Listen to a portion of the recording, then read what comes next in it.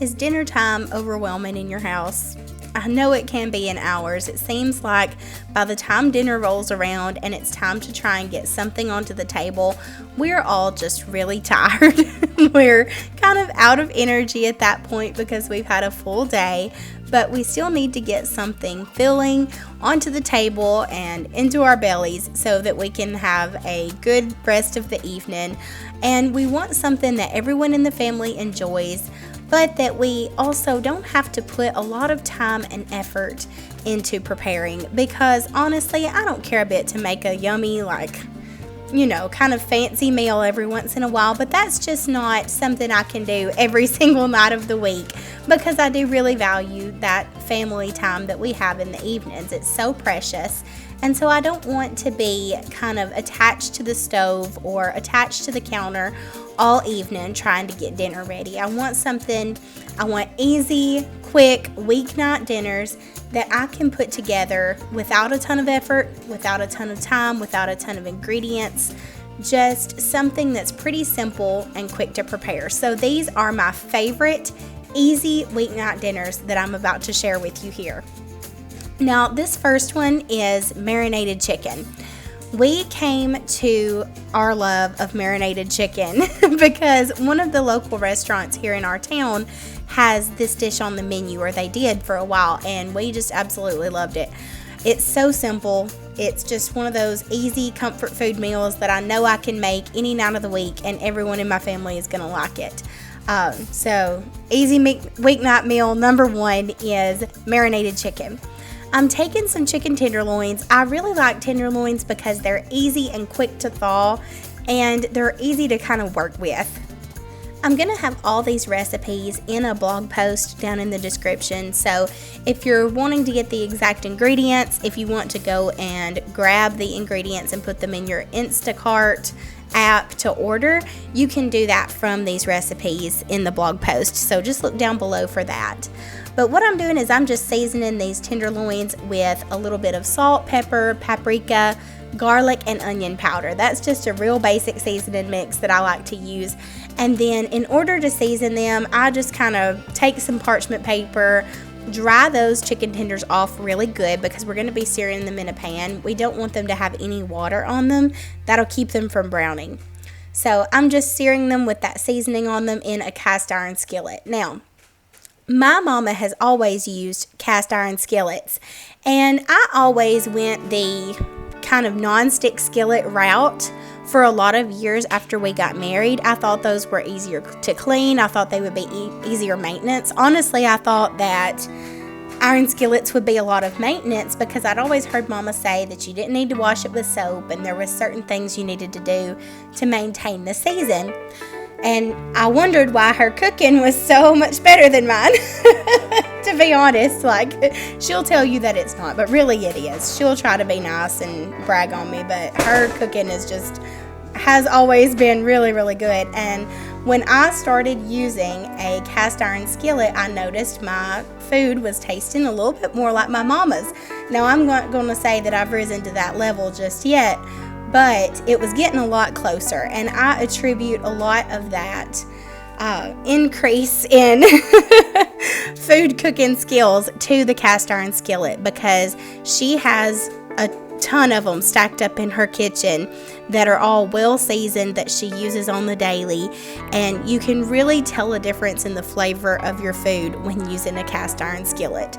So they're not that hard to maintain. This one is a Lodge. I'll link it in the blog post as well if you want to go and check it out. You can just click on that link and it'll take you to where you can buy it on Amazon. But the maintenance of them is not terrible. You just kind of wipe them out. Don't use soap on them. My mom has always told me to use a little bit of salt and a stainless steel pad. Once the chicken's done, I'm adding some Catalina dressing to the skillet and stirring that around, making sure to get all those little bits off the bottom. And then I'm going to add the chicken back to that sauce, kind of toss it around so that it gets good and coated.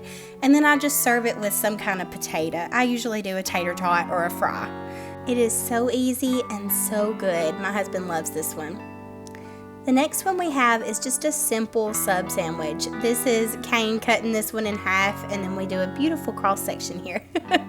I have been adding the grinder salad from TikTok onto my sub sandwiches lately, and it has made a world of difference in how much we look forward to a simple sandwich night. And a sandwich doesn't have to be something that you're kind of like, it's sandwich night, whatever. Like, there were times when I was like, oh, I can't call making a sandwich a supper, but it is, and it's a really good one. So what I do to kind of dress up these plain Jane sandwiches is I take some of these rolls. I get these at the Piggly Wiggly. They're just like the, I guess, sub rolls, but they're not cut yet, so you do have to go in and cut them. But I think that almost makes them better when they're toasted because they're not like super flat. Anyway, I just put some butter on one of them because I thought the kids might eat it better if it was plain butter. And then I used Italian dressing to kind of brush over the top of these and toast them. Now, something that I do with any kind of sandwich, bread, or like even burgers, when I'm doing burgers, it's so much better to me when the bread is toasted. It feels like a really restaurant quality. I know every meal doesn't have to be restaurant quality, but it just adds that little bit of something that makes it really enjoyable to eat. When that bread is toasted and warm, it feels more like you're having that nice supper at the end of the day. Now, y'all excuse my toddler bowl here. It's the easiest thing that I had handy. Next, to make that grinder salad that I came across on TikTok, I'm just combining a little bit of lettuce. First, of course, we've got to chop it up and give it a little rinse in this, what's that called? Salad spinner. Duh, I couldn't think of that for a minute. It's a salad spinner. But I'm adding a little bit of mayo, just going right in there with the whisk, because who's got time to dirty up another spoon? Not me. I don't want to do any more dishes. Mayo, mustard, salt, pepper, all the good stuff, and then a little bit of red wine vinegar, and there it is. I get the organic. I go through little spells where I buy organic stuff, and I'm doing my organic red wine vinegar over at least a cup of mayonnaise, so I don't think my organic stuff is helping that much, but it makes me feel better in the moment, I guess. I'm adding a bit of dried parsley, some Italian seasoning, and a very generous sprinkle of garlic powder, which once again is organic because I guess I was going through a little phase.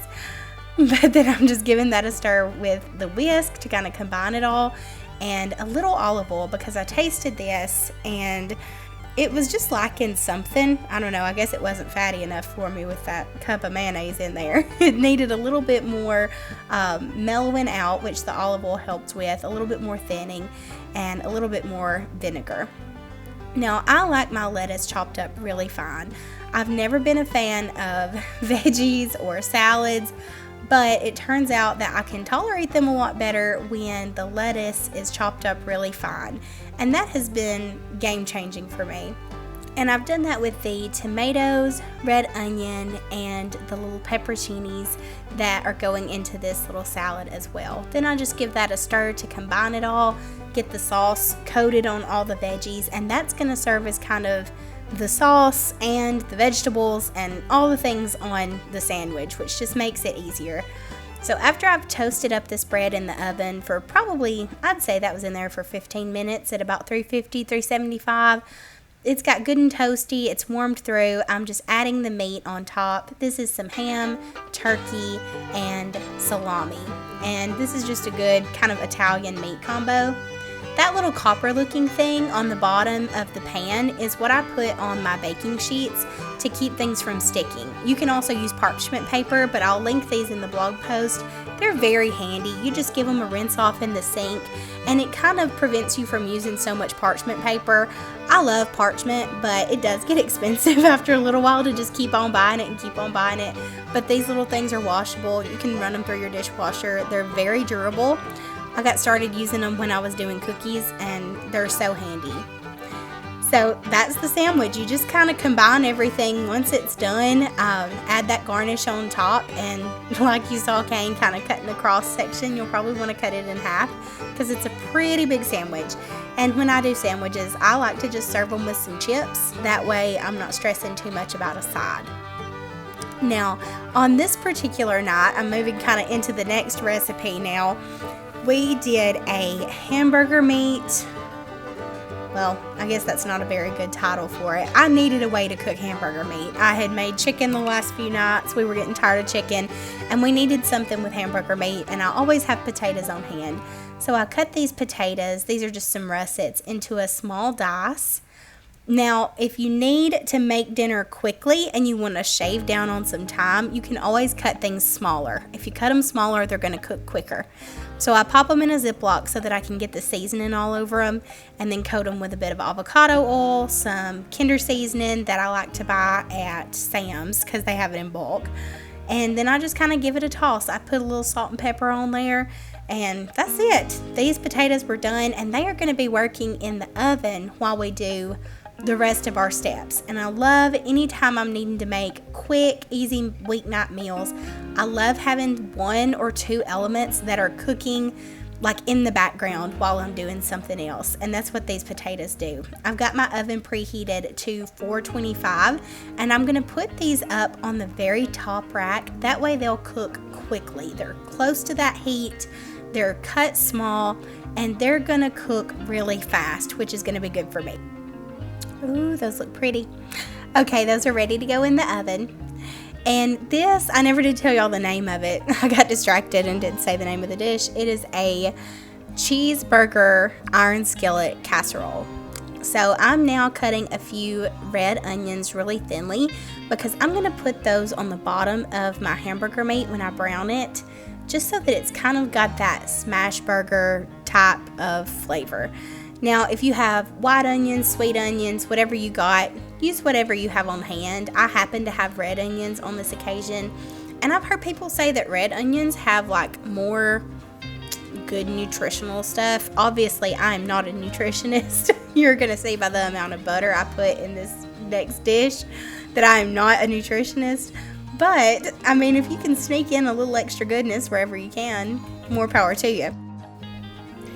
Next, I've just taken my ground beef and kind of smashed that down in the bottom of the pan, sort of making like a giant hamburger. I was going to use a full pound of ground beef, but my pound didn't quite get thawed, so I just used about a half to 3/4 of a pound, and that actually worked out a bit better. I felt like it kind of kept the balance in check. I had like the perfect ratio of meat to potato. And I'm seasoning that with a bit of onion powder, paprika, and of course some butter. Now once that gets brown on the bottom, I'm flipping it in some different sections, but my main goal here was just to get that really pretty browning and caramelization on the bottom, and that's been achieved, so now I can break that up with the spatula. Now this next part is what makes this easy weeknight dinner a little bit special, a little bit more something that I look forward to. We're making a burger sauce that's going to bake with those potatoes and with the meat and kind of just make it taste like a cheeseburger. So I'm doing a little ketchup, a little mayo, and a little bit of mustard. I really didn't measure on this, honestly. It's just whatever ratio you like. If your family prefers ketchup over the others, or whatever ratio you prefer, I'd say probably about equal of all of them. And then I'm adding in a bit of pickle juice and some salt and pepper. Now I have seen this sauce done where you cut up the pickles and add those to the sauce. I was feeling a little lazy, so I just didn't do that on this occasion.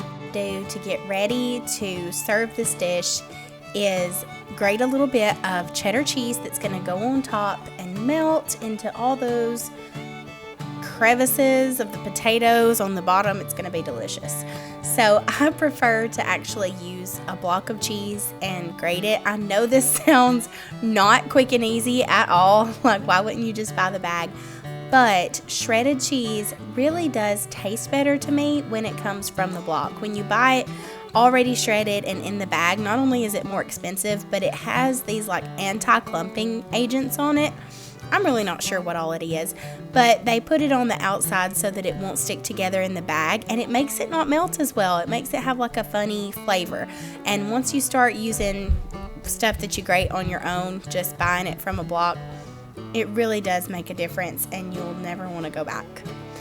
I'm pulling those potatoes. Sorry guys, my kids are running all over the house. You're probably hearing like doors closing and stuff. But I'm pulling those potatoes out and just placing those into the bottom of this skillet. And I know it seems kind of weird to like move them between cooking vessels, but the iron skillet creates a really nice browning on the bottom that just gives you that crispy French fry kind of texture, and I really like that. I'm adding the meat right on top and kind of spreading that out evenly. And then I'm going to top this with our cheese and our burger sauce. Now y'all are going to see me using a lot of paper plates. It just makes cooking easier. It makes me more willing to go into the kitchen and cook a home cooked meal if I know that I don't have to do 1.5 million dishes. So paper plates are really helpful. We buy ours in bulk, so it's not such a investment. But there you go. That's going back into the oven. That cheese is going to get kind of melty now. I put it in the oven for probably about 20 minutes and let it kind of get crispy and let all those flavors marry, especially with the sauce. And now I'm just popping it in until the cheese melts. And once that comes out, it's so gooey and delicious. It doesn't stick to the bottom of the pan, but the bottom of the pan does give it like the potatoes a little additional crunch, which I loved. And the sauce kind of melts into the potatoes, which makes them taste extra, I don't know, like creamy or buttery. It's really, really good. This was probably one of my favorite out of all these dishes. Now next we're going with a slightly healthier option. I don't know if you can call this healthy, but this is a sheet pan dinner. I'm just cutting up a few russet potatoes. I'm making these nice and thin so that they'll cook quickly. Again, these are quick and easy weeknight dinners, so we want them to cook quickly. And I'm just giving those a quick slice, and then I'm going to season them with a bit of oil and some salt, pepper, and again that Kinder seasoning. That stuff's so handy to have on hand, but you can use whatever seasoning blend that you're liking at the moment. Once I've got those tossed together, I try to prioritize doing those first because they'll take the longest to cook. I'll pop them into the oven that's set to 425, again trying to cook these quickly. And I'll put them on the top rack so that they'll get that nice crispy texture. We really like crispy potatoes. It seems like it's easier to get the boys to eat potatoes if they're a little bit crispy, more like a French fry. So I always try to make them as crispy as I can. And then I'm adding some broccoli to one side of this pan.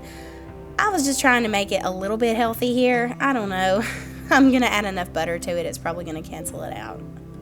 But, you know, the butter doesn't take away the nutrition in the broccoli. It's still good for us, and it tastes good too. So now I'm going to season this up. And as you'll see, I'm going to add plenty of butter to just kind of make this taste more comfort food, I guess. So we're starting with some salt, then a bit of pepper.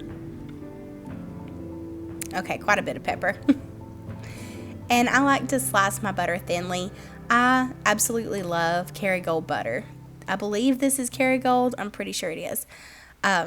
If it's not, I must have been out because I really, really love that brand. It does add a lot of flavor to anything that you're cooking. And then, of course, my handy dandy seasoning. I think I used a different flavor for this one. Maybe I used like the roasted garlic on one and the steakhouse on the other. But once that chicken's been in there for a minute and the butter has had a chance to melt, I'm pulling it out and I'm gonna add a little bit of honey. This is my little secret or quick trick to make a sheet pan dinner just a little bit more special, a little bit more tasty, because the honey is going to, that's going to allow it to caramelize a little bit more. You know, when you cook something in a skillet, you kind of get more browning and tastiness from that browning of the food, and that sometimes feels like it's missing in a sheet pan dinner that you cook in the oven. So while that's cooking and browning up, I'm going to start some sweet tea. While my tea is boiling on the stove, I'm going to add some sugar to my pitcher. I thought I'd just throw this in here for y'all if you want something to drink with your meals this week. It's a quick, easy cheap weeknight drink to go with your food as well.